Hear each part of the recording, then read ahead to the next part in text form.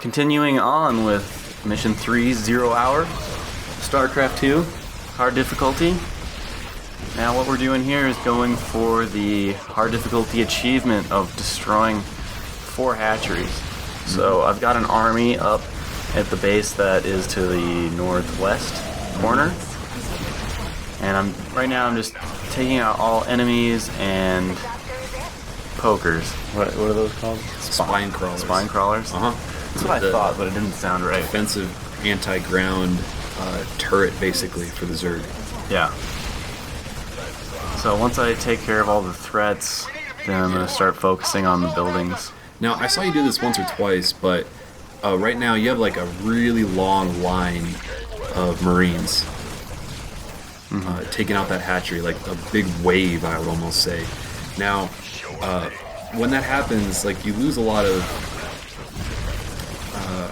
potential, I guess you can say, from the Marines trying to get within range, because the Marines, or any unit, they're going to attack from the furthest possible distance that they can. Right. So when you see that, when they're like fanning out, if you give them a move command closer to the building, just like a quarter of a centimeter closer to the building, all the dudes that were right behind them, they're gonna move forward an inch, and then every single one of them is gonna be attacking. So you're gonna have all your dudes attacking a lot faster than they were previously. Now, I did not go for this base at all. I never went in this one. This one's got 2 hatcheries. Oh, really? Yeah. Oh. Well, that would have been easier.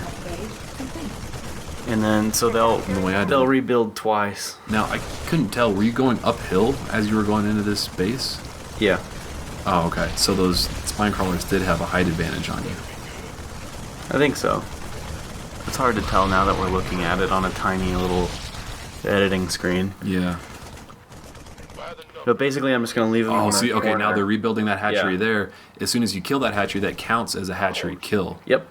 So I just had one guy go and check out if it's building. Now I'm going to destroy it, and they're going to rebuild in the exact same spot again. What they were doing right there is they're kind of fanning out. That's what I was just talking about. You give them one little move command an inch in front of where they are. They'll step forward in unison, and then they'll have a nice tight group, which is usually a little bit more effective at killing enemies. It's also more effective at getting... A lot more effective. Oh, yeah. It's...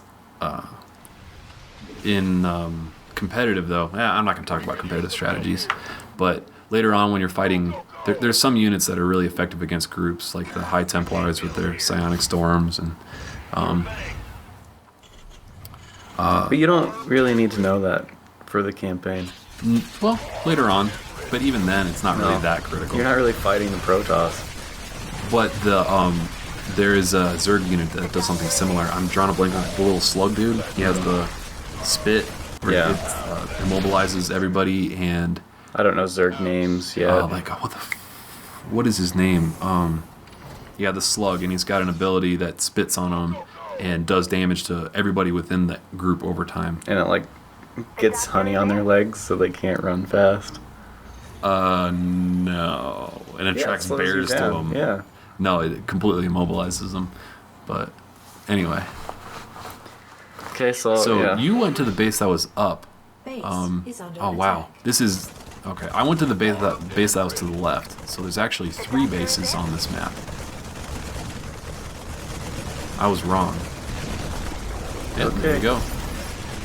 You got 2 achievements there. Yep. One for completing all the Marsara Master. That's the last Marsara mission. Cool. So yeah, now that you've got the achievement done, and you've got a pretty big army, just get them back to the front of your base. Continue to build units. Continue to kill. You're getting torn apart by those spine crawlers. Yeah, it doesn't matter at this point. I didn't realize that they would build that far out. That's nuts. So yeah, just basically kill any Zerg that fly into your base, or crash land into your base, and wait out the next 4 minutes. And that's it. I mean, it's really simple. Once you're this far along, and you're able to take out their hatcheries, you should be good to go. So, how do you feel about this game overall? Oh, Because we played a lot of StarCraft 1 over the last decade since it's been out. Oh, We were never pro at it, like we talked Right. about before, but we played the hell out of it. never will be pro, Never will be pro. but we play this game constantly. Every day. We play this game every day.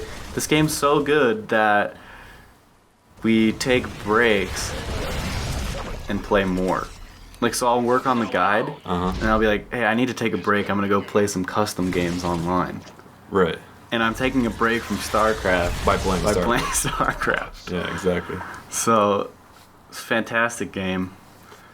Well worth $60. Oh, yes. I would pay This is- $100 for this game. Yeah, I was trying to put a value in my mind on this game earlier, and If you the took it away dollars- from the me dollars right per now, hour that I've already got out of it is more than most retail games. if you took it away from me right now and said I had to pay $100 to get it back, I would probably do it. I pay you $200 so I can have a spare copy in case you take away one again. Yeah.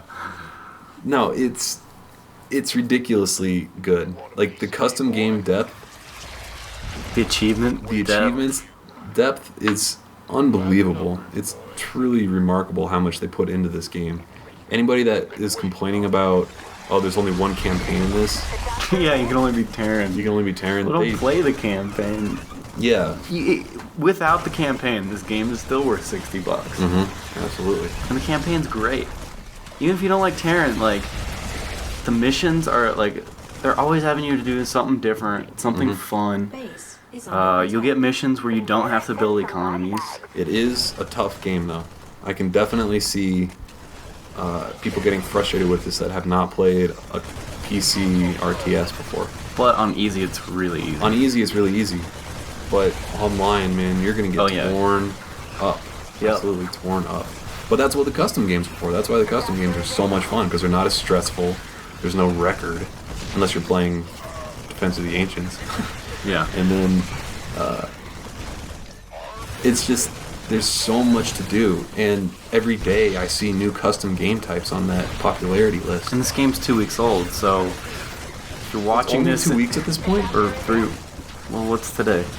Today is the 19th. So it came out July 20 something. Okay, So 3 weeks. Okay.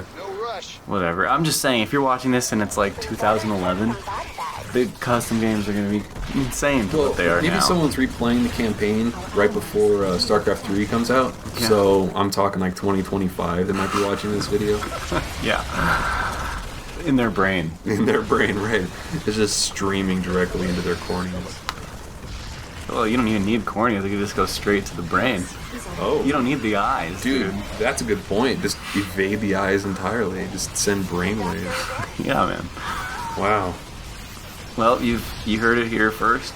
Predictions of 2025. We're going to be able to control StarCraft 3 with just our brains. I can't wait, dude.